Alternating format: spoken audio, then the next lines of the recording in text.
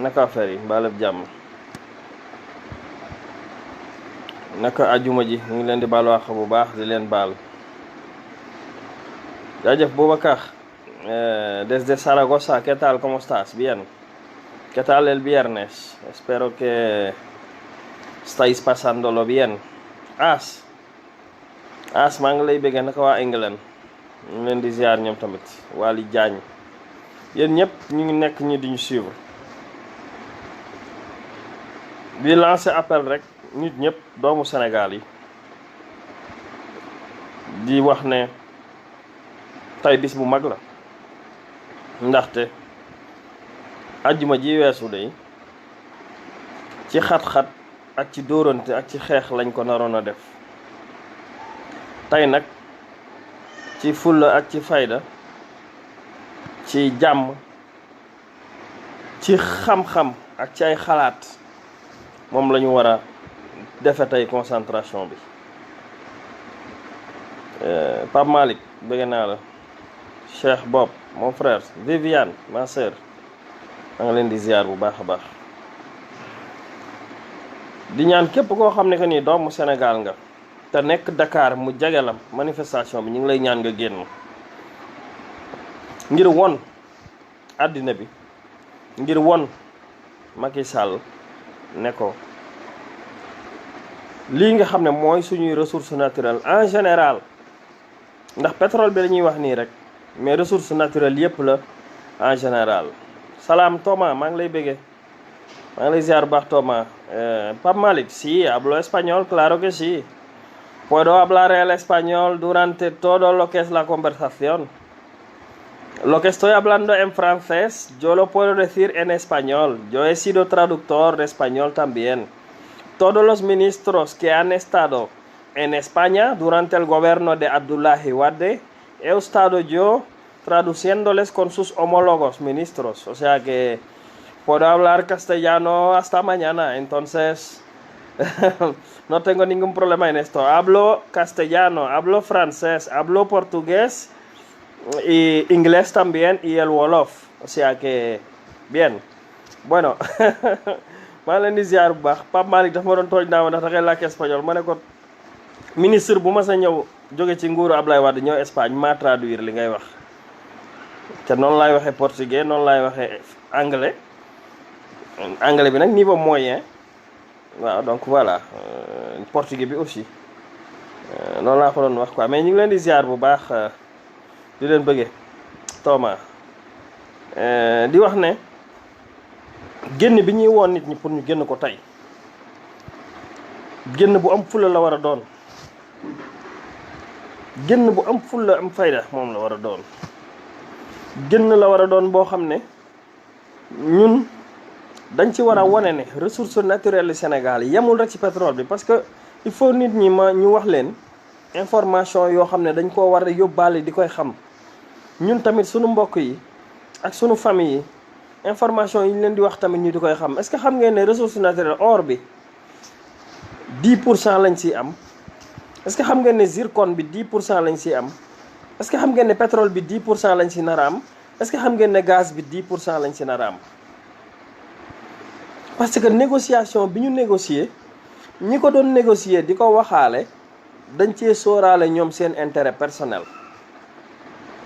soxna Aïcha Diallo maa ngi lay bëggee bu baax El Hadj Modou Seck maa ngi lay bëggee maam Cheikh Fall ziar naa la. il faut ñu wax waa Sénégal ne gaa ñi demoon di négocier ji or bi ñi nekkoon di négocier zircon bi ñi nekkoon di négocier pétrole bi ak ñi nekkoon di négocier gaz bi dañ koo négocier jox ci Sénégal 10% ñoom ñu am ci seen pourcentage bakkar faggu ko ci suuf. pourcentage yooyu ñuy bakkar faggu ci suuf muy ministre yooyu ak ñiy négocier ak waa kër président ak mbokki président loolu seen intérêt la bu ñuy lekk ñoom seen intérêt personnel la loolu moo tax sénégalais yi gën di kaas. xam nañ ne Sénégal xam nañ ne monde bi businessman yi nga xam ne ñooy yëngu ci wàllu pétrole te ngay négocier ak ñoom suñ la mënee dóor dañ lay dóor mais yow yaa war a am xarañte yaa war a am ñaw gu tay ni ka booy dem di négocier ji nga négocier loo xamante ne bi njariñ la pour réew mi ba ëllëg nga mën a am aw woy bu ngeen demee Qatar ay 30% la ñuy am ci production bi.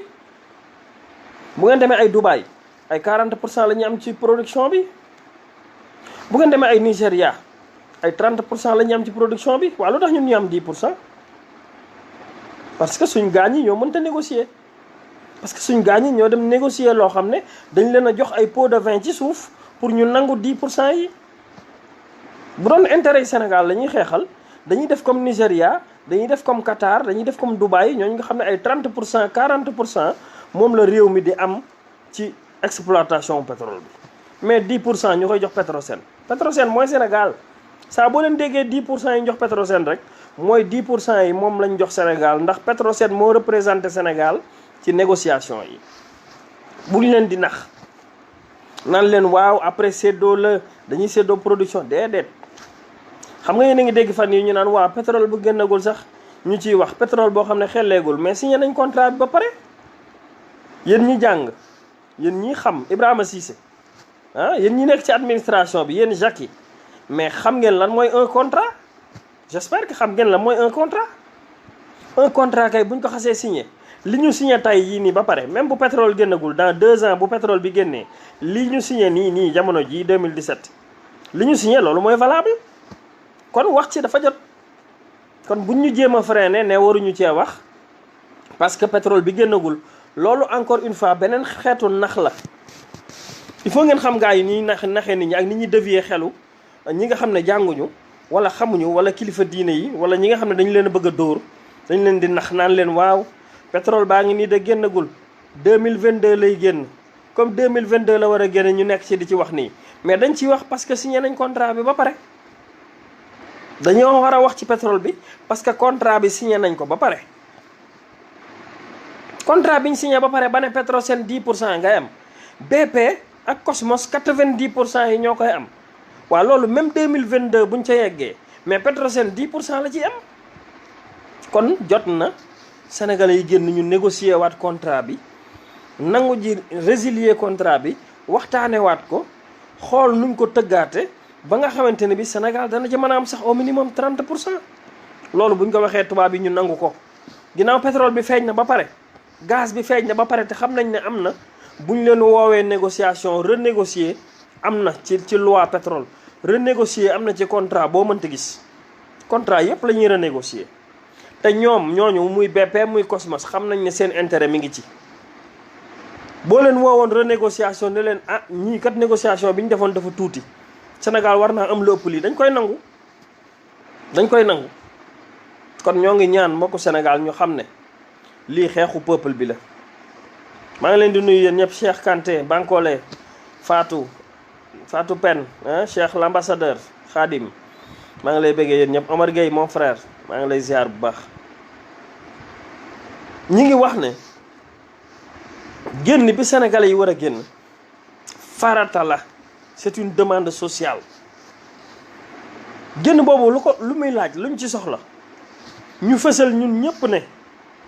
alal ji nga xam ne moom lañ signé ci contrat wu Petro-Tim ak Macky Sall ak frère am ak Aly Ngouille Ndiaye ak Amadou Ba dañ ko war a leeral. deuxièmement mooy ñu fësal Sénégal gépp ne lii nga xam ne moom mooy Kayar offshore ak Saint-Louis offshore dañ ko war a renégocier ndax Sénégal da cee perte. Sénégal nag waru cee perte ndax ressources naturelles yi ñun dañ see am wàll génération bii di ñoo am si wàll sëti ñooña ak sëtaati ñooña am si wàll. kon war nañoo xamal nit ñi ne négociation bi dañ si juum pour rafetal rek pour bañ a sax waxee noo xam ne dafa tàng ñu naan gaañ ñi dañoo tàngee tout ça mais nañ leen wax ne da ngeen a juum bokk kaay leen ngeen négocier waat pétrole bi kaay leen ngeen waxtaane waat ko. soxna Dior maa ngi lay ziar bu baax ak El Hadj Modou Seck Mouhamed Faye bi nga ñu ngi leen di bëggee. combat bi nag comme ni ko Thiat waxee sànq rek dama ci d'accord ak moom aar li ñu bokk ñoom ñoo coiffé lii nga xam ne moom la ñuy doxal képp ku fay dem ñu ngi lay ñaan boo mënta sol t-shirtu aar li ñu bokk solal t-shirtu équipe nationale u Sénégal wala nga yor drapeau Sénégal. bëgguñu faa gis beneen couleur bëgguñu faa gis beneen partisan bëgguñu faa gis xeexu mu mën a wala yawa déedéet t-shirtu mu aar lu ñu bokk ku ko amee ñi ngi lay ñaan nga yóbbu ko. ku amul t-shirtu aar lu ñu bokk ñi ngi lay ñaan solal maillot équipe nationale u Sénégal. ku amul maillot équipe nationale u Sénégal yóbbul drapeau Sénégal. loolu mooy li nga xam ne moom lañ fa laajte. woote marche bi sitting bi concentration bi ñu def ko pacifiquement. Ismaïla Gueye mon frère maa ngi lay bëggee Mame Bassène Arona Niang Aliou Diouf yéen tamit bëgg naa leen. marche pacifique la ñuy laaj. bu loolu weesoo nag Sénégal moo war a exiger nañu exiger $250,000 yi nu jox Aliou Sall mu delloo ñu ko. loolu moom dañ ko war a laaj par force du mer du xuloo du dara mais $250,000 yi nga xamante ne bi Agri-Trans bi nga xamante ne bi Ablaye Timbo ak Aliou Sall ñoo fa ne $250,000 yooyu ñu leen jox nañ ñu ko delloo ci keesu Sénégal. Aliou Sall aussi na justifier ndax $250,000 yooyu fay nañ ci l'impôt wala déet loolu tamit war nañ koo réclamer. $250 millions yi nga xam ne BP fay na ko Frank Timis $250 millions yooyu war nañoo laajte Sénégal ñaata la ci am ndax Frank Timis moomu ñu ko fay na ci l'impôt wala déet loolu tamit war nañ ko laaj. conflit d'intérêt bi am ci Aliou Sall war nañ ko laaj 12,500,000 yi mu doon fayee ko pendant 5 ans. ndax moment boobu bi mu koy fayee ko mi ngi fayee ko waale salaire u maire Guédiawaye ndax mi ngi fayee ko waale indemnité président association des maires ndax mi ngi doon fayee ko waale salaire u président caisse de dépôt et de consignation du Sénégal ndax ñi ngi xool action yam am Banque de Dakar ndax ñi ngi xool action yam am Sahel Aviation. lii la mbokk yi lii la il faut que ñu mën a expliquer Sénégalais yi. bu leen jàpp ne sénégalais yi dañoo bañ a génn dañoo amut lu leen leer il faut que ñu am ñun tamit ñun ci suñ bopp ñun ñuy wax ñu capable faram fàcce sénégalais bi parce que sénégal bi boo ko leeralee li xew day génn boo ko leeralee day génn moo tax gaa ñuy woote sénégalais yi na ngeen génn xeex bi d'accord nañ génn mais ñun tamit nañuy capable di mën a expliquer sénégalais yi lan moo tax ñu leen di woo pour ñu génn c'est extrêmement important. c'est extrêmement important nañuy am capacité ak fasaaxa kàllaama boo xam ne dinañ mën a leeral sama yaay jane ca Mbadaxun wala kane Mbaqaan wala kane Kaalir wala kane Tayba Mutu fa wala kane Mpaataar wala kane Kër Ngalgu nga mën koo wax moom lan moo waral mu war a mën a génn ak lan moo waral mu war a mën a manifester il faut loolu ñu koy leeral nit ñi. il faut que ñu leeral waa Sénégal ne Aliou Sall juróom-benni salaire lañ koy tuddal juróom-benn ci kenn nit. xam nga dañ doon wax Karim Wade am na 4 ministères ministre du ciel et de la terre ministre d'État ministre de l'énergie de la coopération décentralisée des infrastructures et des xawma lan Karim Wade loolu lañ ko doon waxal. Aliou Sall caisse de dépôt et de consignation maanaam xaalisu Sénégal bu ñu nangu. wala lu ñuy denc kees googu Aliou Sall lañ ko dénk ay milliards la base ba rek 200 milliards la foofu am na fa salaire. Aliou Sall ñu ne am na salaire Sahel Aviation compagnie aérienne boo xam ne moo ko créé yóbbu ko ci Amérique di louer ay avion ki jet privé ñooñu di voyager di naaw muy ñaar. Aliou Sall nee nañ am na action ca Banque de Dakar Aliou Sall nee nañu mi ngi doon fayeeku 12,500,000 ci jël gi ko Frank Timis jël. Aliou Sall am na salaire maire Guédiawaye au minimum am na 2 millions maire Guédiawaye au minimum am na 2 millions par weer président association des maires am tamit salaire loolu nañ ko leeral sénégalais yi ne bañuñu Aliou Sall mais lii ñu ko jox moo ëpp bañuñu ko de wallahi al azim Aliou Sall su ma ko yéenee man lu bon yàlla naa ci jiitu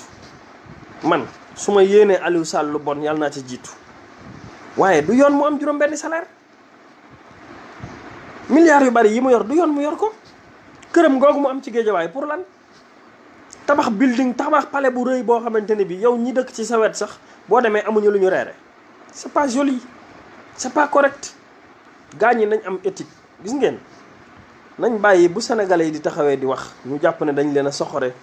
ku ci nekk la ngay am yàlla moo koy def ku nekk li nga am ak sa wërsëg yàlla moo koy def mais alal jii nga xam ne ñoom moom lañ yor du seen alal moo tax ñun ñuy wax. bu doon Aliou Sall dafa génn fii daaj mbaaram miniseem doon ab minise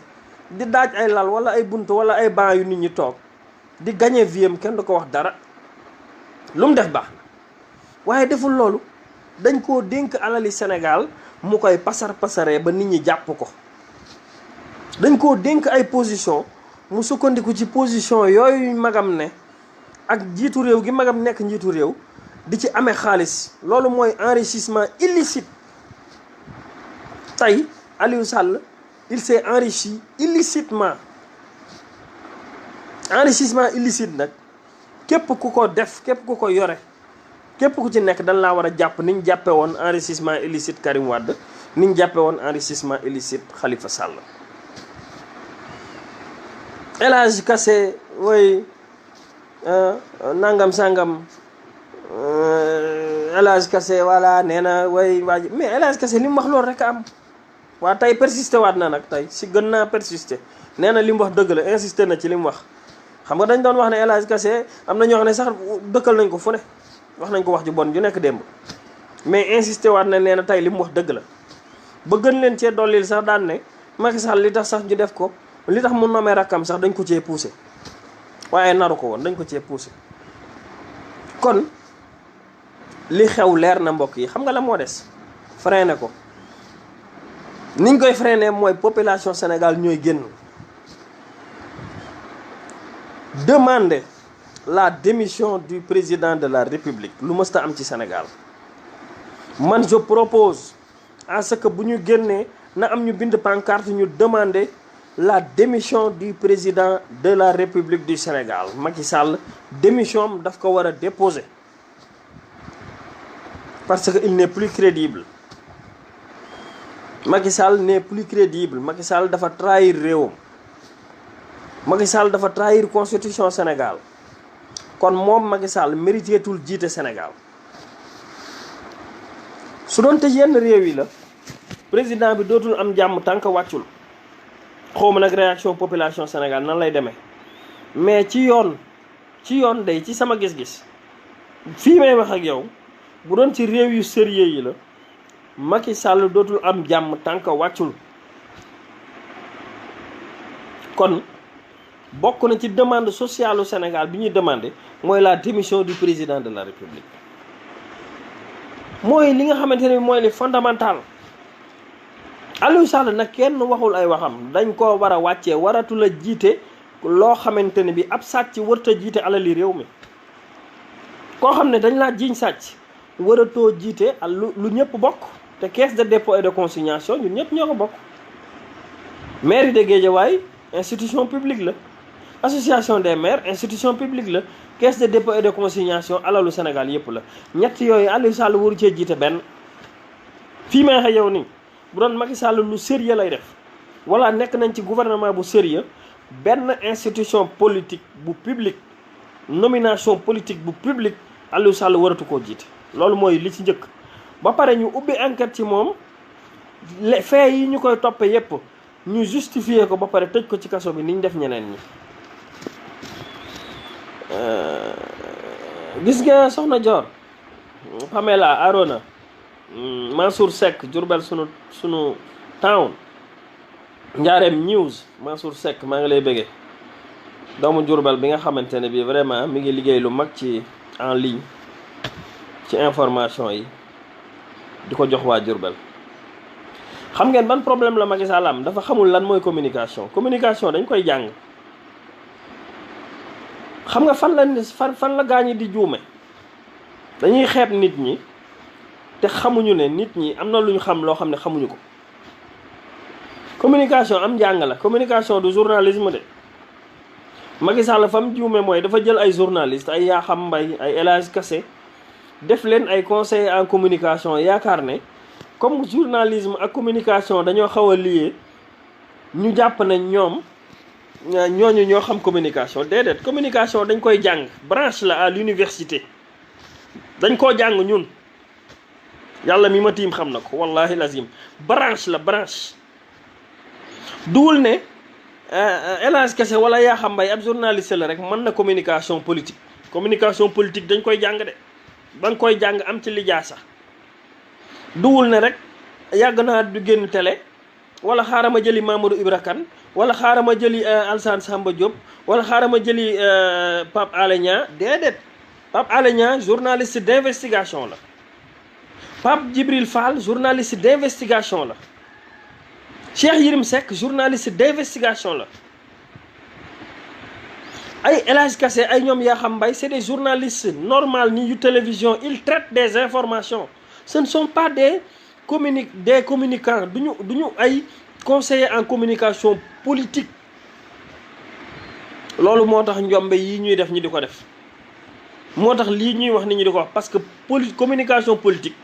ak communication bu information booy traité ak journalisme d'investigation duñu benn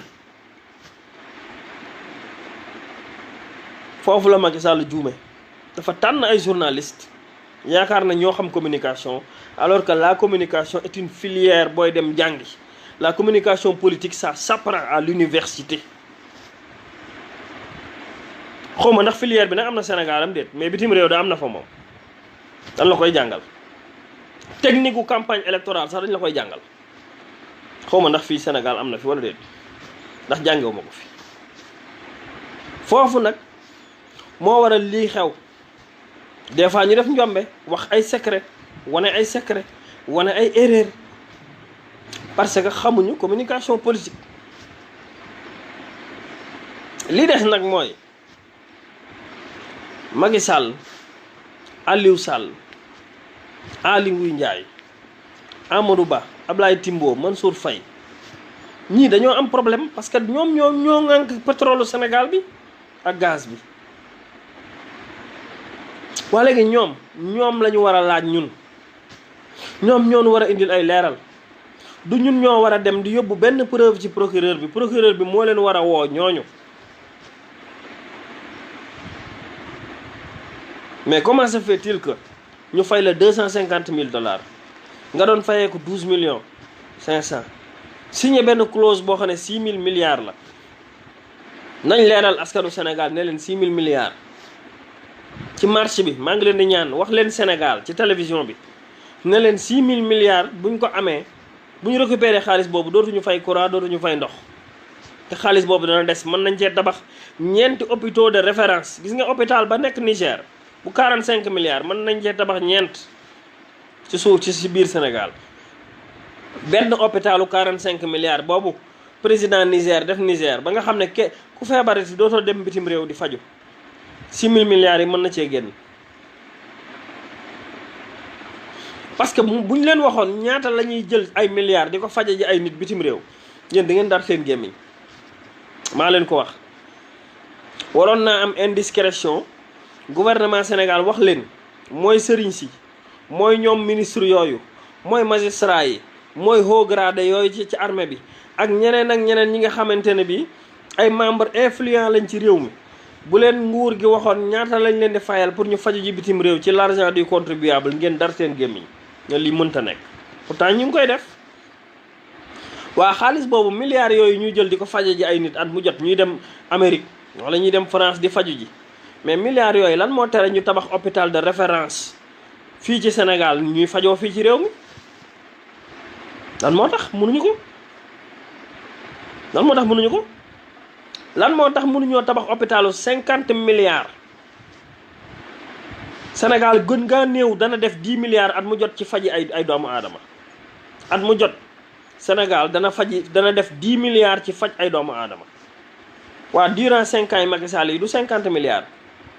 waa benn 50 milliards rek buñ ci tabaxoon hôpital de référence kenn dootul soxlaa dem bitim réew di faju ji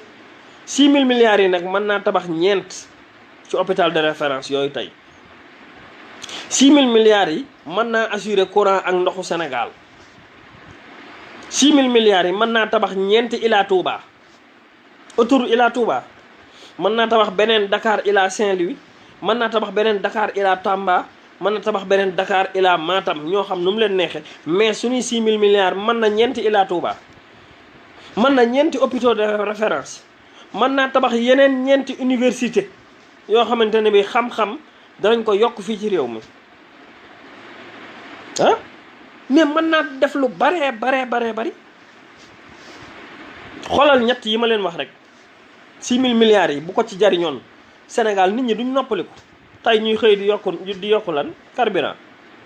yow nit ñaa ngi xeex carburant ngay wone ma tey di xëy di yokk carburant dégg naa yokk nañ 75 francs tey ci litre carburant bi 75 francs te des na mburu mi denrée yi yëpp la ñuy yokk lii la Macky Sall waxoon ci programme am ndax lii la Macky Sall campagne woon waaye nag bu mu leen bett Macky Sall li mu waxoon ci campagne bi yëpp defu ci dara contraire bi la def waxu leen woon ne damay supprimer premier ministre bi mu ñëwee supprimer na ko waxul woon ne day dagg bourse familiale bi mu ñëwee dagg na ko kon bu ngeen toogee gis vie bi cher dund gi yokk nit ñi gën a nekk ci ay coono na ngeen xam ne Macky Sall moom moo leen ko teg te yéen ñi ko voteel yéenay responsable yi yéen ñi ko voteel yéenay responsable yi waaw du ñun de ñun taxaw nañ wax nañ alerté nañ informé nañ vie wu sénégalais yi tey bu nekkee un enfer na ngeen xam ne yéen ñi voteel Macky Sall yéenay premier responsable yi ndax su ngeen ko fi jëlee woon duñ nekk bii coono su ngeen ko fi jëlee woon duñ am bii coono ak certains complices yoo xam ne bëgguma leen tudd ndax tey du bisu loolu yenn complices yi jàppale Macky Sall ak ñi voteel Macky Sall moo tax tey Sénégal di dund nattu bii tey di dund coono bii waaw kon maa ngi leen di ñaan yéen waa Sénégal sunu réew mi nañuy seetati ci loxo yi ñu koy teg suñu réew mi nañuy seetati ci loxo yi ñu koy teg dee leen déglu nit ñuy wax dee leen ñun ñii di wax xaj na mënoon nañoo dem bitim réew tëdd fa de di dund mënoon nañoo nekk bitim réew di dund wala ñu nekk fii Sénégal yor suñu liggéey bu ñu wàccee guddi taal suñu ataaya reer suñu reer bu baax tëdd ak suñu njaboot ne sama yoon nekku ci wante de di nga xeeb ak daay mu ñëw lakk la ba dugg sa kër kon kenn wërta toog ñun ñii di wax waxu ñun nii rek ci ngelaw li kon waa Sénégal ñu ngi leen di ñaan ñu di ñu bàyyi xel ñi leen di leeraluñ leen ndax dañoo soxore Macky Sall leeraluñ leen ndax dañ leen a iñaane dañoo doxalul dëgg il faut waa Sénégal ñu xam loolu wallahi azim man mii di wax ak yéen day billaahi wallahi tallaahi su ma yéenee Macky Sall lu bon wala Aliou Sall wala kenn man yàlla naa leen ci jiitu dañoo doxalul dëgg nag alali Sénégal gii ak ni ñuy gérer yëfi Sénégal gi ñu moom la ñuy pasaree loolu dong moo tax ñuy dal ci seen kaw mais dalul ñu seen kaw parce que dañ leen a iñaane Macky Sall dafa mënul te ay waxam wérul mbokk yi kilifa ga wax na ko de nee na leen Macky Sall mënul ay waxam wérul ndax wax na waxeet waxeet te lii nga xam ne mooy réew mi yorin bi dégluwuñu ci ñun dafa jël réew mi jébbal ko ay waa bitim réew ñu koy sant muy def loolu wax ju leer la de mbokk yi est-ce que yéen a ngi déglu bu baax li ma leen di wax kilifa ga nee na Macky Sall mënul ay waxam wérul wax na waxeet waxeet te lii ñu ko dénk muy réew mi dégluwuñu ci ñun dégluwu ci kilifa diine yi waa bitim réew la ciy déglu seetlu leen li ñu leen wax li baax ci Sénégal yëpp waa bitim réew a ko yor richesse su Sénégal yëpp waa bitim réew a ko yor Macky Sall kan lay déglu waa France Macky Sall fan lay jëlee ndigal waa France kon kooku kilifa googu loolu mu wax dëgg la dafa jébbal Sénégal waa bitim réew ñu koy sant muy def bu dee pétrole Sénégal bi yëpp Total jël na ko li fi baax Orange jël na ko marché yu mag yi jox na ko Eiffage mais kon lan lañ fa am Total Orange Eiffage SDE Suez mais ñoo ñëpp ay compagnie française lañ Alstom biir électrification bi mais marché yi juteux yi nga xam ne yëpp ay milliards lañ romb na 500 milliards 400 milliards 300 milliards Macky Sall ay français la ko jox yeneen yi mu jox ko ay chinois yeneen yi mu jox ko ay turc kon ça veut dire que ñun li baax ci Sénégal yëpp tey bu français yi jëloon seen wàll turc yi jël seen wàll chinois yi jël seen wàll ñun dootuñu dese dara ci réew mi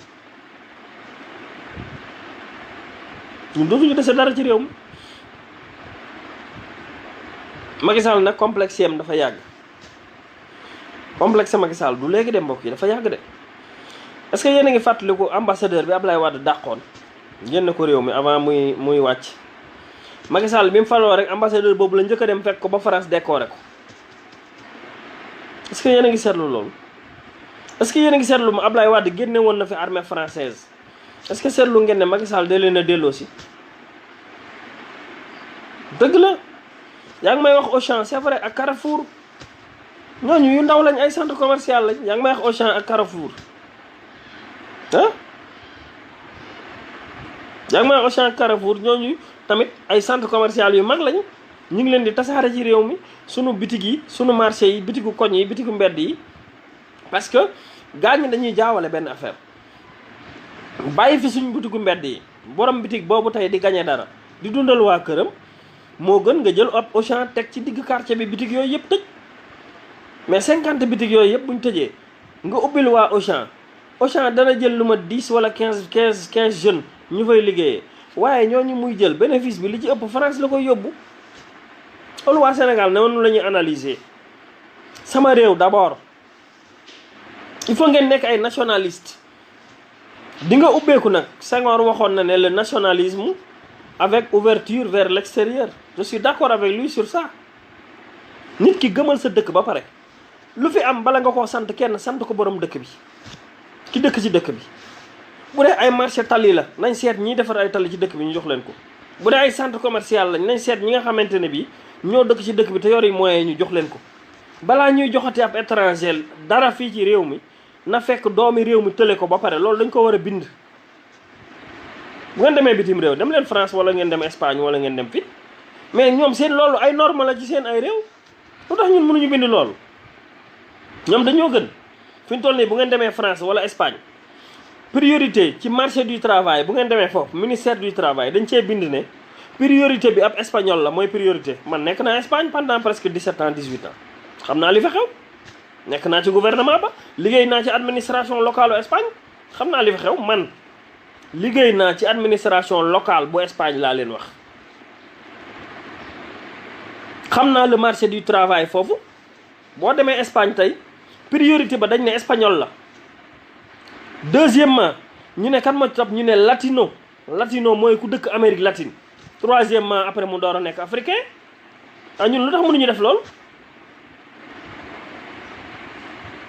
lu tax mënuñoo def lool bu ngeen demee tey Europe priorité bu marché du travail dañuy njëkk a seet bu waa dëkk ba ab espagnol ngay doon ñu jox la liggéey espagnol yi mat nañ ñu ne seet leen latino américain yi maanaam ña dëkk Mexique wala argentin wala équatorienne wala waa Chili wala nangam troisièmement bi nag noor a nekk africain loolu lañ war a def ab sénégalais ngay doon boo bëggee marché du travail ñu jox la bu dul sénégalais bu dee amuñu sénégalais nañ seet ci biir africain bu ñu amul africain rek door a seet ab européen c'est comme ça réew yëpp noonu la ñuy def waaw kon nag lii sénégalais yi dañ ko war a xam sénégalais yi dañoo war a comprendre ne nii la àddina bi di doxe man su ma amee dara bala maa dem jënd ji ko ci ab tubaab ma jënd ko ci sénégalais jox ko xaalis bi man naa yéene sénégalais bi d'abord bu sénégalais bi amul ma door a yéene africain bi bu africain bi amul ma door a yéene ab européen parce que africain sénégalais bi ngay jox koom-koom gi mu koy investiraat biir Sénégal mooy maintenir xaalis bi ci réew mi africain bi ngay jox koom-koom bi mu koy investiraat ci biir Afrique mooy maintenir koom-koom bi Afrique loolu il faut nit ñi xam ko il faut sénégalais yi dem ba dominer loolu il faut ñu am njiit yoo xam ne loolu la ñuy inculquer réew mi man su ma amee lu may defarlu fii ci Diourbel doomu Diourbel laa koy jox su ma amul doomu Diourbel bu ko man ma door koo jox doomu Sénégal su ma amul doomu Sénégal bu ko man ma door koo jox doomu Afrique c'est comme ça waaye nag lu xew rek nga daal di woo tubaab yi ñëw leen lu xew rek nga ne ah xeeb sénégalais yi mënuñu dara mënu leen dara aca dem leen loolu moo fi war a jeex te war naa bokk ci xeex bi war naa tax sénégalais yi kenn ku ci nekk ñun jóg bay ci sa waar kon maa ngi lancé appel di wax ñëpp nañ dem ci marché ba ñëpp nañu dem taxawu Sénégal ñëpp nañu dem xeex ngir richesse su Sénégal bi ñu tegaat ko ci yoon ñëpp nañu dem xeex ba nga xam ne jaay doole gi nga xam ne moom la ñu nekk di jaay doole peuple sénégalais bi ñu mën ko saafara foofu la ñuy woo ñëpp képp ku nekk ci Sénégal ngay borom njaga njaay ngay borom taxi ngay loo mën a doon borom saret ah yéen ñëpp bàyyi leen li ngeen di def te dem allée Centenaire wane seen naqar ndax richesse su Sénégal ressource naturelle lu Sénégal moom la ñuy laaj du opposition du ab parti politique du ab mouvement du kenn alali Sénégal la c'est le Sénégal Sénégal googu nag moom lañ leen di woo Sénégal googu moom la ñuy woo ñëpp ñu dem allée Centenaire taxaw fa wane seen naqar waaw ñu ngi ñaanal nag équipe nationale du Sénégal ñu am ndam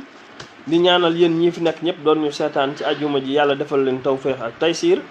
ñu ngi leen di ñaanal yéen ñëpp kenn ku ci nekk yàlla may la sutura sàmm la defal la ay xéewal yéen ñii di ñu suivre ñi ñu doon suivre léegi te dem ak ñi ñu war a suivre après yéen ñëpp ñu ngi leen di ñaanal kenn ku ci nekk yàlla na leen yàlla defal xéewal defal la jàmm